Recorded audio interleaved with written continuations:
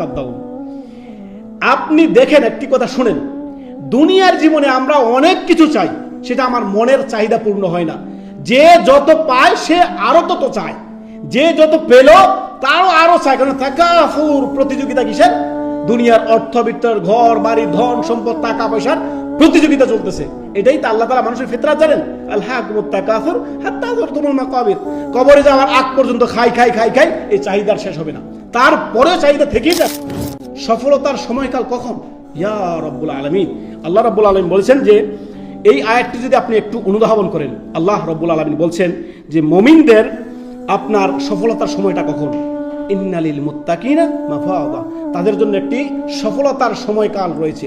মানুষের মনের সমস্ত চাহিদা পূরণের একটি সময়কাল রয়েছে, আর সেটি পরিপূর্ণতা পাবে আল জান্নাহ, জান্নাতে।